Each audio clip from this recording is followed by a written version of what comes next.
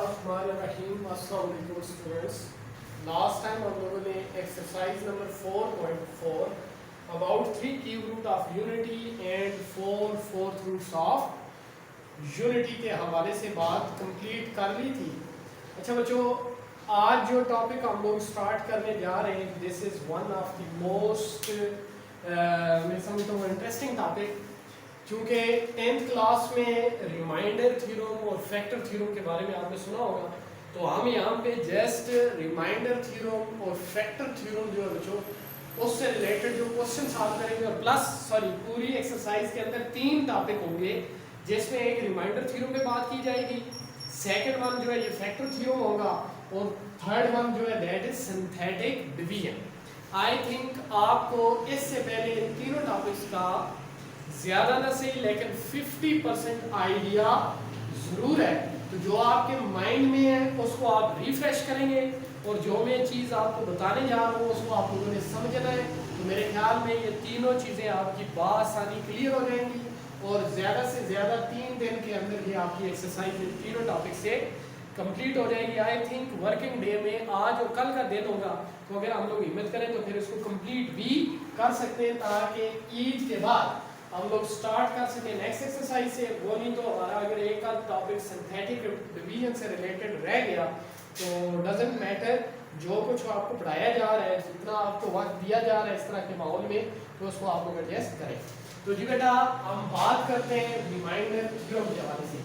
तो आज का जो टॉपिक है इसमें सबसे पहले मैं स्टार्ट करूंगा रिमाइंडर थ्योरम। अच्छा बच्चों, ये जो आपके पास वर्ड रिमाइंडर है, इससे मुराद होती है कि जब हम लोग एक पॉलिनोमियल को दूसरी पॉलिनोमियल के साथ डिवाइड करते हैं तो आपके पास दो चीजें जो है वो सामने आती हैं। मसलन एक नंबर है मेरे पास, लेट्स सपोज 9, इसको मैं डिवाइड करना चाहता हूँ 2 के साथ, तो यहाँ पे क्वोशिएंट आ जाएगा। तो क्वोशिएंट होगा 4, और 2 मल्टीप्लाई में 4 करने से 8 होगा, और इधर जो बाकी बचेगा उसको हम लोग रिमाइंडर कहते हैं, दैट इज इक्वल टू 1। जो रिमाइंडर बचेगा 1, और ये वाली चीज जो है इसको क्वोशिएंट बोला जाता है। जिसको डिवाइड कर रहे होते हैं हम, ये डिवाइडेंड, और जिसके साथ डिवाइड कर रहे हैं दैट इज अ। अच्छा बच्चों, एक रिमाइंडर थ्योरम की कॉन्सेप्ट आपको देने के लिए मैंने 2 नंबर लिए, एक 9 और दूसरा 2। इनफैक्ट ये जो 9 है इसको मैं 2 के साथ डिवाइड करना चाहता हूँ। जो ये वाला मैंने लिख दिया 9 divided by 2।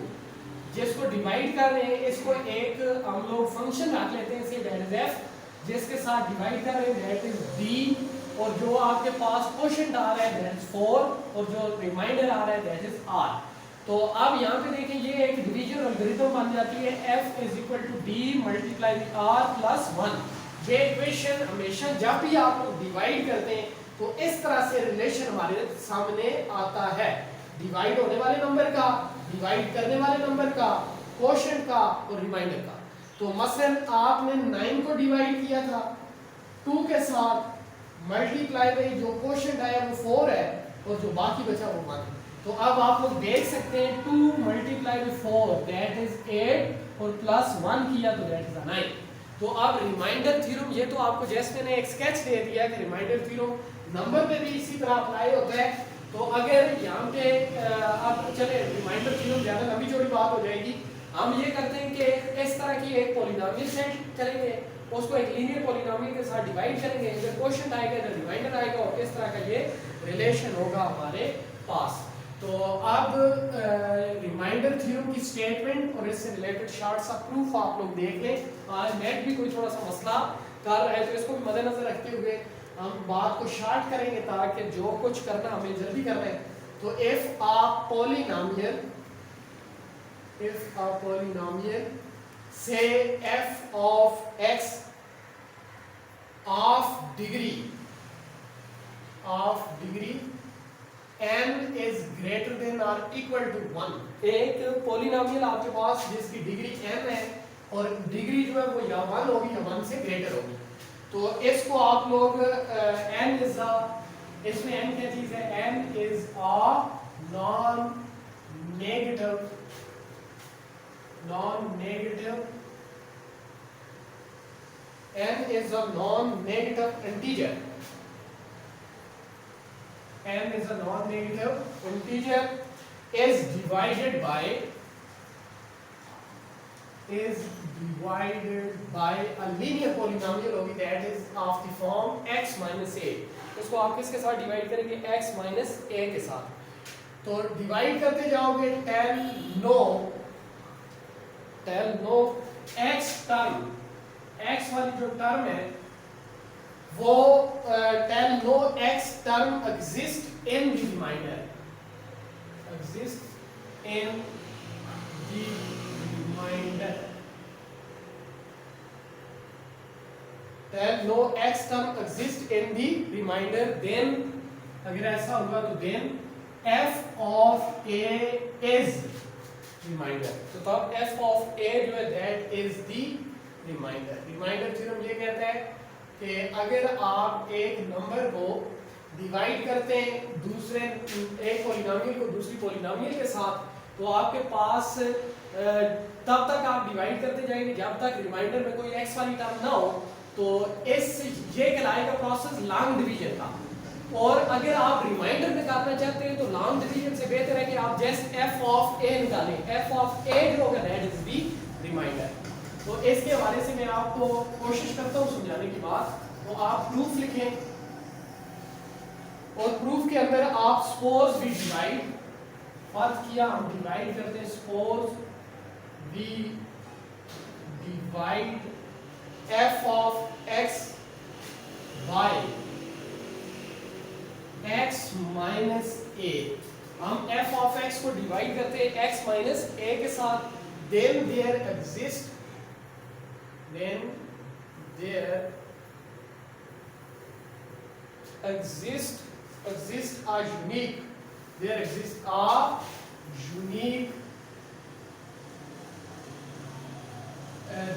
a unique quotient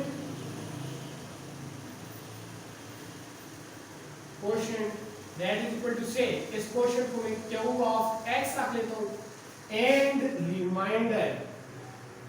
फिर वक्त हम रिमाइंडर का नाम r रख लेते हैं. जिस तरह कभी एग्जांपल में मैं बता भी रहा था, a reminder that is equal to r.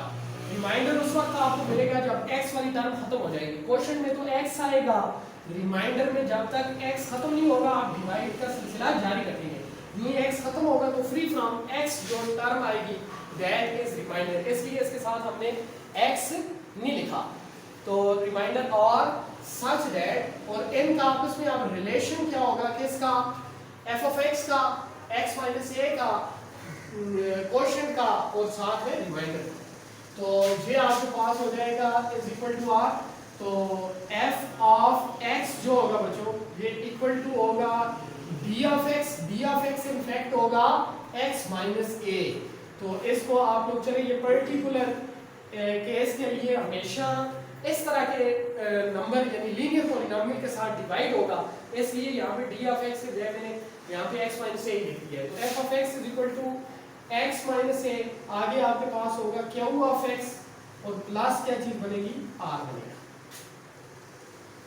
तो अब यहाँ से आप लोगों ने वैल्यू फाइंड आउट करनी है बच्चों किसकी? r की. अच्छा r की वैल्यू फाइंड आउट करने के लिए ये सारी टर्म जो है ये जीरो होनी चाहिए. इस सारी टर्म को जीरो करने के लिए ये जो x minus a है इसकी जगह पे मैं जीरो पुट करूंगा. तो इसे हम 1 कह देते हैं. तो अब यहां से मैं लिखता हूं पुटिंग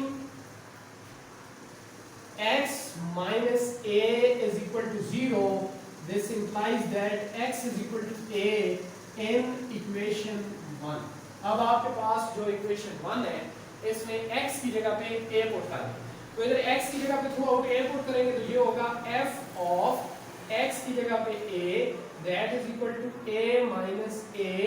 आगे q of x की प्लेस पे a और प्लस इधर क्या होगा r.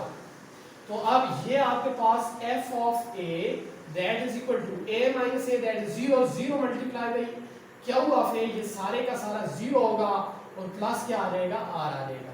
तो लिहाजा f of a जो है that is equal to r. या इसको आप यूं भी लिख सकते हैं कि this implies that r mean remainder is equal to f of a. तो ये आप लोगों के पास रिमाइंडर का फार्मूला आ जाता है.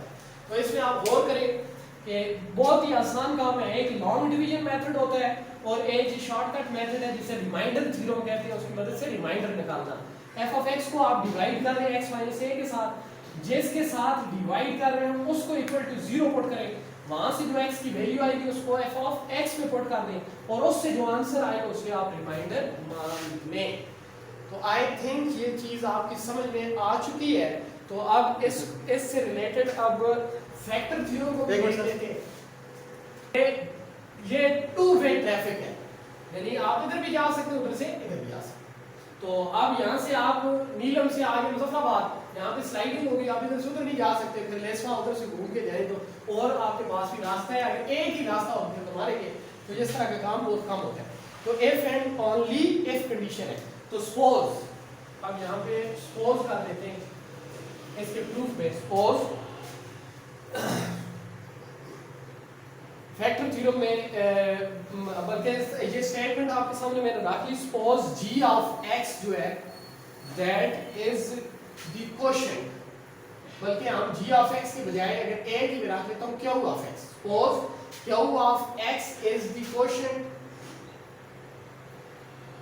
q of x is the quotient and r is the remainder, जो हम पीछे भी कर चुके हैं, and r is the reminder.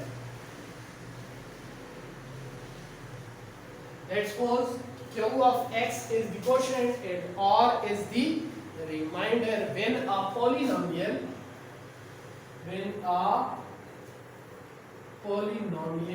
कौन सी बेटा f of x is divided by f of x is divided by x minus a। तो अब हमने पीछे भी ये चीज देखी थी कि then by remainder theorem, then by remainder theorem, then by remainder theorem, यहां से क्या होगा कि f ऑफ a जो है that is equal to 0, f of a जो है ये किसके इक्वल आएगा 0।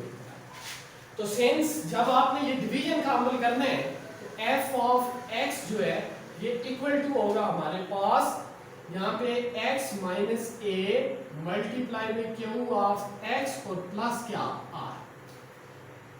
तो अब आप लोग तवज्जो करें बच्चे, आप तो यहाँ पे f of x is equal to क्या है 0 है, f of x is equal to 0। तो यहाँ पे हम x की जगह पे a पुट करते हैं, फिर f ऑफ a की जगह 0 पुट करते हैं। यहाँ से लिखिए आप लोग पुटिंग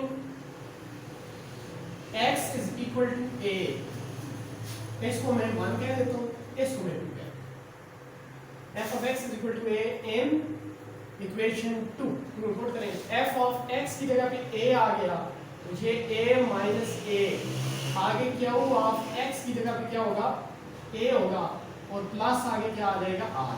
तो अब f of a देखें किसके इक्वल है, that is equal to 0। Equation 1 से यहाँ पे 0 डालें और इधर आपके पास r आ जाएगा। तो इसका मतलब अगर यहाँ पे f of a is equal to 0 तो r is equal to हमारे पास भी क्या आ जाता है 0, यानी बात एक ही हुई r equal to 0 या f of a is equal to 0। तो f of a is equal to 0 that means r is equal to 0 आ गया। तो अब यहाँ पे आप लोग ये देखें कि इस इक्वेशन 2 के अंदर अब r की प्लेस पे हम 0 पुट करते हैं। नेक्स्ट लिखिए putting r is equal to, बल्कि यूं रख लेता हूँ r is equal to 0 ऐसे, putting r is equal to 0 in equation 2, equation 2 के अंदर r equal to 0 पुट करते हैं तो अब f of x जो है ये equal to आएगा x minus a और साथ में g q of x और r की प्लेस पे 0 डालने से ये 0, चलिए मैं इधर शो कर देता हूँ दैट 0, ये f of x जो है that is equal to x minus a और साथ में क्या है q of x। तो अब f of x में आप लोग देखें ये प्रोडक्ट है इन दो चीजों का, f of x जो है that is the product of x minus a into q of x। तो इसका मतलब ये होगा कि ये वाली चीज फैक्टराइजेबल है और इसके f of x के दो फैक्टर हैं, एक x minus a तो दूसरा q of x। तो इसका मतलब x minus a जो है फैक्टर है किसका f of x का। तो यहां से this implies that x minus a जो है that is factor of f of x। ये बात यहाँ से समझना थोड़ा सा स्टूडेंट के लिए मुश्किल काम होता है लेकिन अगर वो गौर करें कि रिमाइंडर जीरो होने के साथ ही f ऑफ x के दो फैक्टर सामने आ जाते हैं, एक x माइनस से दूसरा क्या हुआ x, कि f ऑफ x जो है बच्चों वो इन दो फैक्टर का प्रोडक्ट है। तो इसका मतलब x माइनस से f ऑफ x का क्या फैक्टर है। अगर फिर भी किसी स्टूडेंट को समझ नहीं आती तो ये साइड में जरा आप लोग देख लें प्लीज, तवज्जो करना। मसलन एक नंबर में ले लेता हूँ आपके सामने 9, एक नंबर में ले लेता हूँ 10।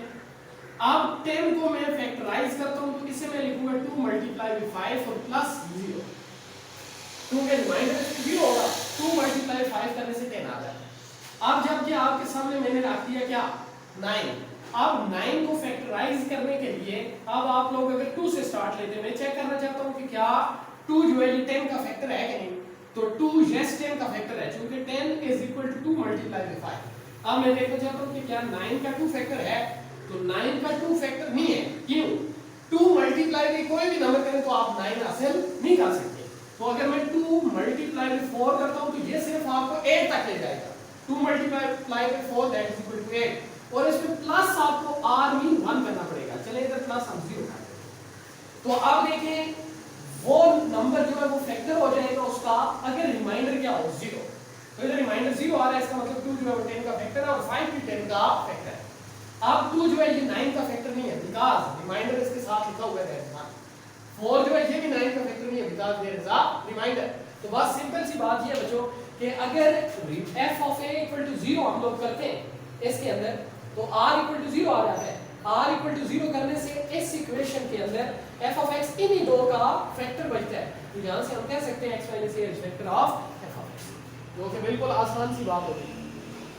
तो आप कन्वर्सली अब आपको यहाँ पे मैं if and only if में एक और इंटरेस्टिंग बात बताऊं कि if and only if के अंदर करना ये होता है, मेरे ख्याल में इसी पे बात करके हम लोग खत्म करते हैं आज का काम, आगे जिंदगी आसान है। ये तो जैसा आपको ये रिजल्ट्स आने चाहिए, इनसे रिलेटेड जो क्वेश्चन है वो तो बिल्कुल हलवा है, वो भी वॉल्यूम वाला।